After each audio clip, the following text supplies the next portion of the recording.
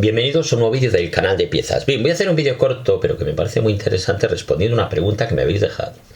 A ver, una persona que tiene problemas con el motor de su coche. Es un BMW modelo E46. No especifica el motor que lleva, pero bueno, imagino que será diésel.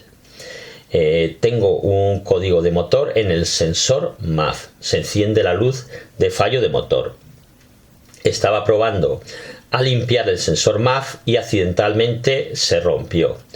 Lo volví a armar todo y el coche no quiere arrancar. Intenté durante horas que arrancara, pero no había manera.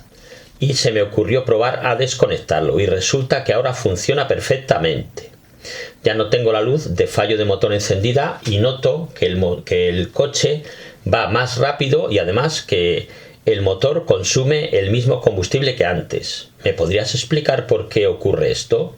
A ver, esto ocurre dependiendo de los parámetros que tenga introducidos de fábrica, ¿vale?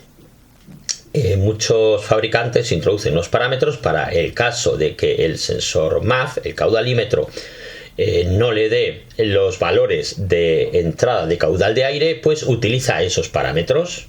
Entonces podéis notar que cuando el caudalímetro está conectado resulta que puede estar estropeado o puede estar simplemente sucio, le da unos valores incorrectos y claro, la ECU no puede hacer una mezcla correcta de aire y combustible, ¿vale?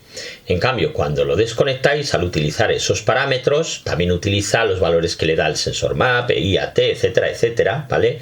Pues podéis notar que hasta que tiene más potencia el coche. Esto se ve sobre todo en motores diésel, ¿vale? En algún gasolina también.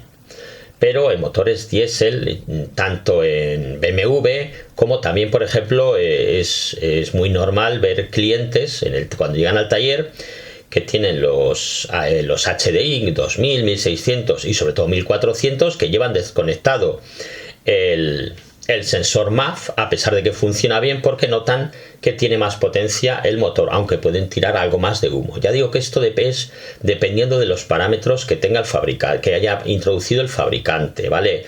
Os podéis encontrar en otros coches que desconectáis el sensor MAF y se para el motor o no arranca, ¿vale? O se limita. Eso ya digo que depende de los parámetros que tenga introducido el fabricante. Bueno, aquí tenéis este vídeo cortito. Si os ha sido de utilidad, pues no olvidéis dar un like y suscribiros al canal.